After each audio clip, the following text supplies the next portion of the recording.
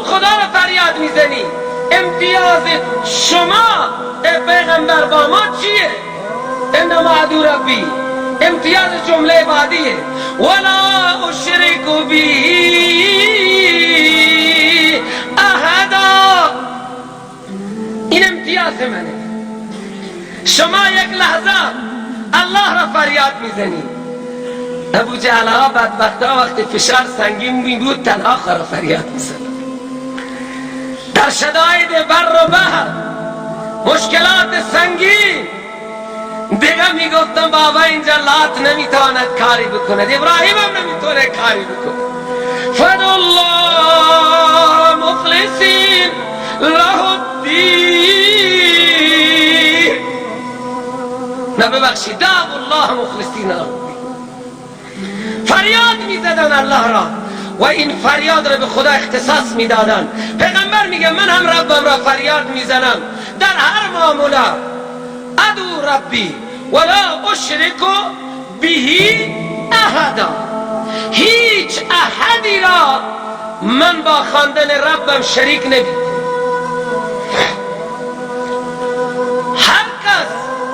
هر کس را فریاد میزند دو هدف دارد، یا جلب منفعت یا دفع مضرت. شما هم که داعیان خدایید و دعات اللهید، اینجا صف کشیدید زن و مرد، شما هم که خدا را فریاد میزنید دو هدف دارید، یا دفع مضرت، گناه بزرگترین ضرر، خدا ما را ببخش، کمر ما را میشکنه، یا جلب منفعت، بده آنچه خدا به دیگران داده، ماشینی بده و موتوری بده و نمیدانم پاساشی بده و هر که اندازه خودش میخواد. یکی کرسی میخواد، یکی شبها دعا میکنه خدا منو وکیلی بده، خدا منو وکیل بکن.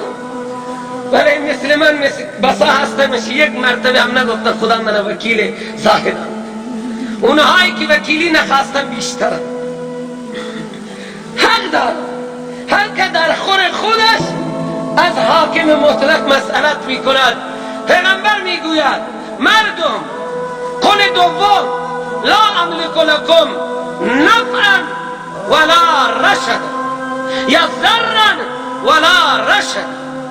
و مردم من هم در اختیار ندارم به شما نفع برسانم، من هم در اختیار ندارم که به شما ضرر برسانم، من هم اختیار ندارم شما را گمراه کنم و من هم اختیار هدایت شما را ندارم.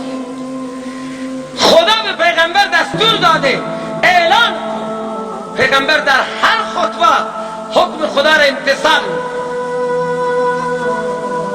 در هر خطبه من یهده الله فلا مضل له و من یضلله فلا هادی له. خدا به پیغمبر میگه قل الحمدلله. پیغمبر هر خطبه رو میگه الحمدلله نحمده. چقدر به حکم خدا امتثال. کاش همین خطبه عربی را ما میفهمیدیم. هر کلمه از خطبه عربی امتثال به امر خدای لایزال. خدا گفته و استغفره، پیغمبر میگه نحمده و الحمدلله نحمده و نستعینه. خدا به پیغمبر گفته استعین. قل ایاک نعبد و ایاک نستعین.